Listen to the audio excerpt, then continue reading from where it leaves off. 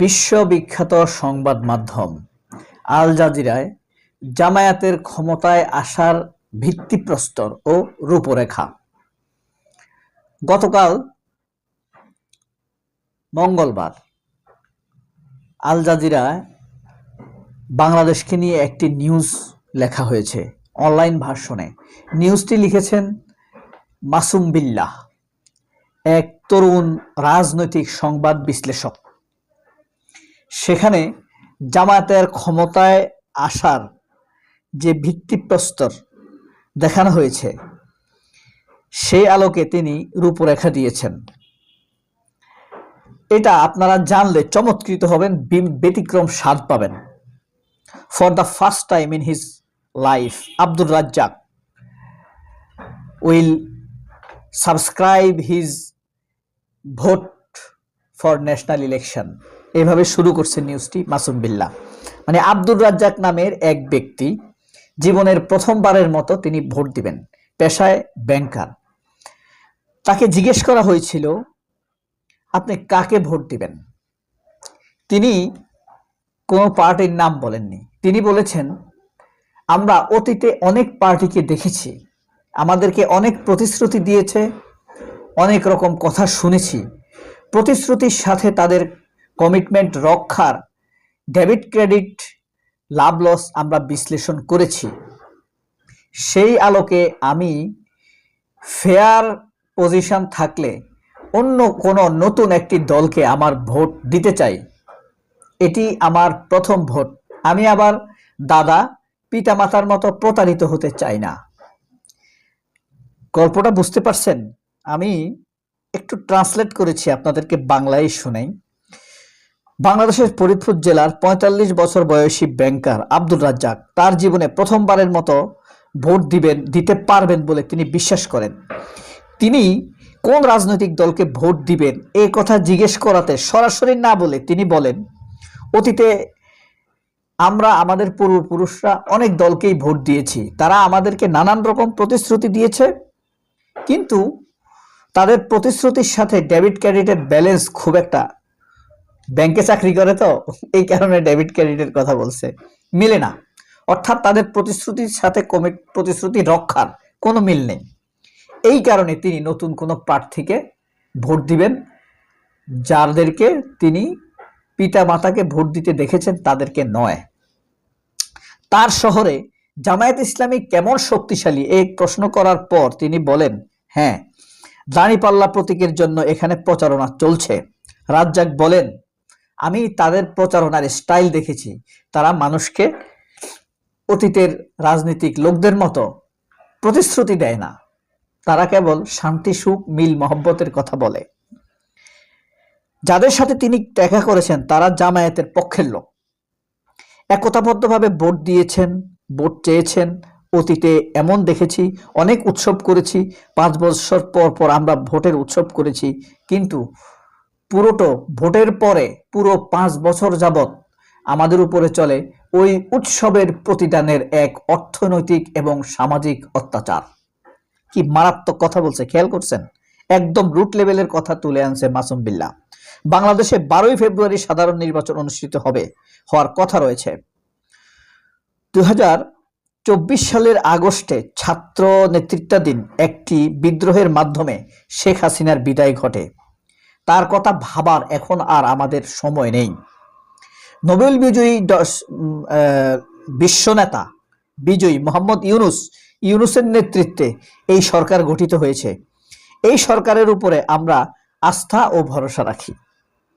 তিনি এই পৃথিবীর অর্থ এবং শান্তির এক দিকপাল। আস্থার লেভেল বুঝছেন? এটা আল জাজিরার কথা ভাই। নির্বাচনকে এগিয়ে থাকা অথবা নির্বাচন পিছিয়ে দেওয়ার যে সম্ভাবনার কথা বাংলাদেশের গণমাধ্যমে বলা হচ্ছে, এ ব্যাপারে আপনি কি বলেন? তখন আব্দুর রাজ্জাক বলে বাংলাদেশের সংবাদ মাধ্যমগুলো আসলে সংবাদ মাধ্যম নয়, এগুলো হলো গণ অপমাধ্যম, অর্থাৎ গণবিরোধী মাধ্যম হিসাবে চিহ্নিত করেছে আব্দুর রাজ্জাক।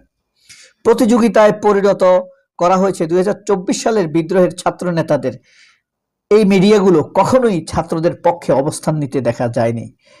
নির্বাচনের সময় এখন চলছে, এখনো না, এমনকি যখন শেখ হাসিনা ছাত্রদের উপরে গণহত্যা চালাচ্ছে তখনও তারা গণহত্যার পক্ষে বয়ান তৈরি করেছে। ব্যাপারটা খুবই মারাত্মক।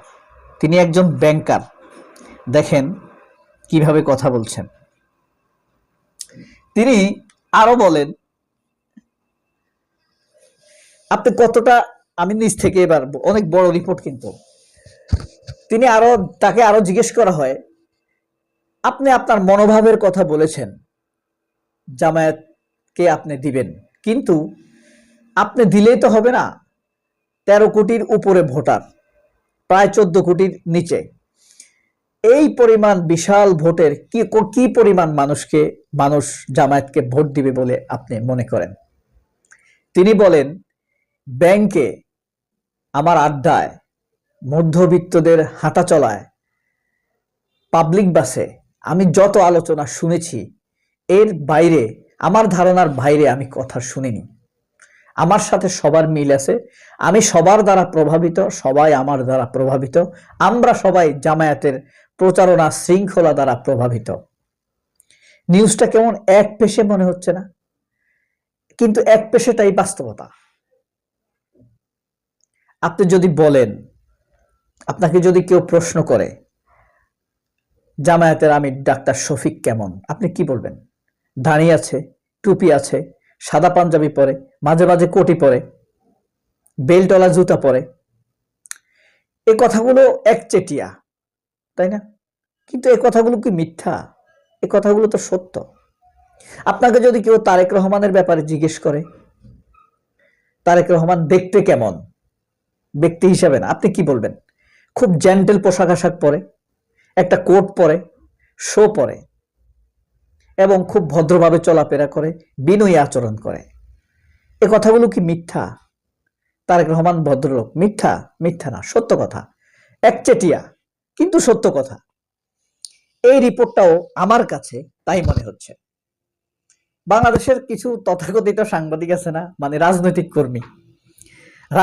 কর্মী মিডিয়া বিভাগে কাজ করে, ফ্যাসিবাদের রাজনৈতিক কর্মী মিডিয়া বিভাগে কাজ করে, যেমন জিল্লুর বালের মহিউদ্দিন, মাদার চোদ প্রথম আলোর সম্পাদক, অর্ধখানকির ফোলা, মাহফুজা নাম অর্ধবেশ্যার পুত, চরিত্রহীনের ছেলে। এরা যখন নিউজ করে তখন ভালো নিউজ করতে পারে না। এদের মনোমগজ, এদের মানসিক ট্রিটমেন্ট দরকার। শফিক রেহমান ওই দিন একটা বক্তব্য দিছিল যে এদের লজ্জা থাকা উচিত। তো এই যে আমি মনে করি বুড়া বয়সে হইলেও প্রথম আলোর সম্পাদক, ওই দিল্লি স্টারের সম্পাদক মাহফুজ আনাম, কুত্তার বাচ্চা, শুয়োরের বাচ্চা, এগুলা সবার কিন্তু মানসিক চিকিৎসা হওয়া দরকার। তো আল জাজিরার এই রিপোর্টটি, এরকম নিউজ আমি আর দেখি নাই। আল জাজিরাতে বাংলাদেশকে নিয়ে প্রতিদিনই প্রায় নিউজ করে। জুলকারনাইন সায়েরের এখন বেল নাই, এখন বহু সাংবাদিক, আপনি জানেন, তানবীর চৌধুরীর পাশে বসবেও না জুলকারনাইন সায়ের। কথা বুঝছেন? আপনাদেরকে আমি যখন প্রথম মিডিয়া নিয়ে ভিডিও বানাই 2023 সালে, তখন আমি খালেদ মহিউদ্দিনের ব্যাপারে চিঠি লিখেছিলাম জার্মান এম্বাসিতে, কারণ ডয়েসে বেলে জার্মানের চ্যানেল, আমি সেখানে লিখছি যে এই মিথ্যা কথা, বাংলাদেশের কোনো খবর সে সঠিকভাবে তুলে ধরে না। আমি সেখানে চিঠি লিখে তাদেরকে জানাইছি। জুলকারনাইন সায়েরের ব্যাপারেও আমরা চিঠি দিব। আপনাদেরও সুযোগ থাকলে আল জাজিরাতে চিঠি দিবেন, ফেসবুকে কমেন্টস করবেন। সে আল জাজিরার মাধ্যমে এদেশের মানুষকে বিভ্রান্ত করছে। আমরা কি সেই আল জাজিরাকে ছেড়ে, সেই জুলকারনাইন সায়েরকে ছেড়ে দিতে পারি? আল জাজিরার এই ইমেজ নষ্ট করে দিচ্ছে জুলকারনাইন সায়ের স্বামী। ভবিষ্যতে আল জাজিরার কতজন রিপোর্টার বাংলাদেশকে নিয়ে নিউজ করে, সেটা নিয়ে একটা ভিডিও